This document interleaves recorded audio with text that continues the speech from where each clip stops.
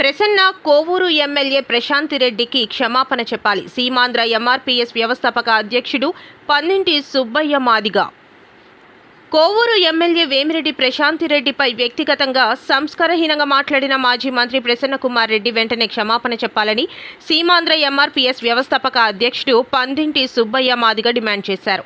నెల్లూరులోని డాక్టర్ బాబు జగజ్జీవన్ రావు భవన్లో శుక్రవారం ఆయన మీడియాతో మాట్లాడుతూ 6 సార్లు గెలిచానని చెప్తున్న ప్రసన్న కనీసం భాషను కూడా అదుపులో పెట్టుకోలేదన్నారు.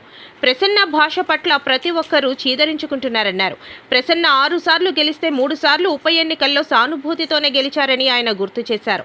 ప్రసన్న ఎమ్మెల్యేగా ఉన్న ప్రతిపక్షంలో ఉన్న దళిత అధికారులను టార్గెట్గా చేసుకుని పలు ఇబ్బందులు పెట్టారని గుర్తు చేశారు. అనంతరం ఎస్సీ ఎస్టీ సేవా సమితి అధ్యక్షుడు కాకి శ్రీనివాసులు మాట్లాడుతూ వీపీఆర్ దంపతులు ప్రజలకు ఎన్నో సేవా కార్యక్రమాలు నిర్వహించారని, అలాంటి వారి పట్ల ప్రసన్న దిగుజారుడు వ్యాఖ్యలు చేయడం తగదన్నారు. ప్రసన్నపై జగన్ క్రమశిక్షణ చర్యలు తీసుకోవాలని కోరారు. ఈ కార్యక్రమంలో నేతలు పలిగిలి చిన్నయ్య, ఆనందరావు, రియాజ్, దాసు, డానియల్, కోటి, సల్మాన్ తదితరులు పాల్గొన్నారు.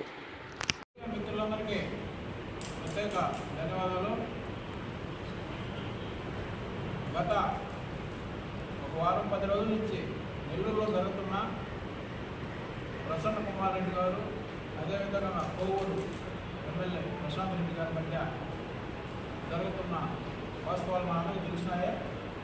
కానీ సభ్య సమాజం తల ఒప్పించుకునే విధంగా ఈరోజు ఒక మహిళను మాట్లాడటం ప్రసన్న కుమార్ రెడ్డి చాలా దుర్మార్గమైన విషయంగా దాన్ని మేము తీవ్రంగా ఖండిస్తా ఉన్నాం. ఎందువల్లంటే ఎంఆర్పీఎస్ అంటే ఒక ఎస్సీ వర్గీకరణ కోసమే కాదు, అన్ని సామాజిక స్పృహ అన్ని కోణాల్లో కూడా మేము మాది రిజర్వేషన్ పోరాట సమితి అన్నింటిలో కూడా పాల్గొని ఉంది.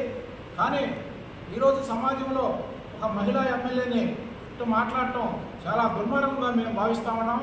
ఎందువల్లంటే రాజకీయాలు ఉంటే రాజకీయంగా హోదాగా చేసుకోవాలి, కానీ వ్యక్తిగతంగా మాట్లాడటం చాలా సిగ్గుచేటుగా భావిస్తా ఉన్నాం.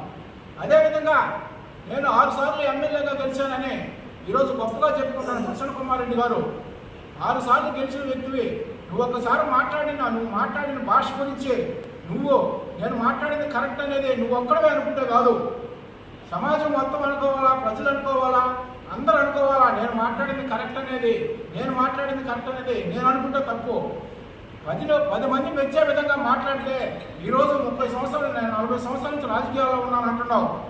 ఇప్పుడు కూడా నేను మాట్లాడిన దాన్ని నేను కట్టుబడి ఉన్నానంటే ఇది ఎంత దుర్మార్గమైన విషయం అంటే చాలా తీవ్రమైన పదాజలంతో వాడి ఈరోజు మహిళల్ని, ఒక ఎమ్మెల్యే గారినే కాదు మహిళా లోహాన్ని మొత్తాన్ని కూడా ఆయన అవమానపరిచినట్టుగానే మేము భావిస్తూ ఉన్నాం. అదేవిధంగా నేను 6 సార్లు ఎమ్మెల్యేగా గెలిచాను అనే గొప్పగా చెప్పుకునే ప్రసన్న కుమార్ రెడ్డి 6 సార్లు నువ్వు ఎమ్మెల్యే గెలిచావా? ఎక్కడేదన్నా ఉప ఎన్నికల్లో జరిగితే ఆ సానుభూతి మీద 2-3 సార్లు గెలిచావు. ఉప ఎన్నికలు జరిగితే ఒకసారి వెంకయ్య గారి సార్ మీద, అదేవిధంగా ఒకసారి ఉప ఎన్నిక జగన్మోహన్ రెడ్డి రాజశేఖర రెడ్డి చచ్చిపోయినప్పుడు ఒకసారి ఉప ఎన్నికల్లో గెలవటం అది గెలుపు కాదు, అది సానుభూతి మీద గెలిచావు.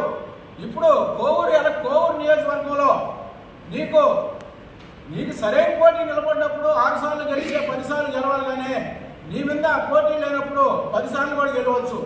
నీకు గట్టిగా పోటీ చేసి నీతో నిలబడే వాళ్ళ మీద గెలిస్తేనే నువ్వు 6 సార్లు గెలిచినట్లు లెక్క వస్తుంది. కానీ ఈరోజు నువ్వు ఉప ఎన్నికల్లో గెలిచి సంవత్సరంగా ఎమ్మెల్యేగా గెలిచి అది కూడా నేను లెక్కలు వేసుకుంటే చాలా దుర్మార్గమైన విషయం ఇది.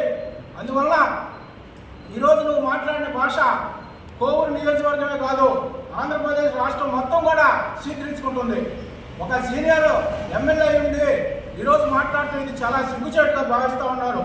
ఈరోజు నేను మాట్లాడినా, నువ్వు మాట్లాడినా, మనం మాట్లాడింది మనం గొప్పగా అనుకోకూడదు. ఎప్పుడు కూడా మనం మాట్లాడింది సమాజం మెచ్చాలా, ప్రజలు మెచ్చాలా, పబ్లిక్ మెచ్చాలా, అందరూ మెచ్చితేనే మనం మాట్లాడేది కరెక్ట్గా అనుకోవాలా.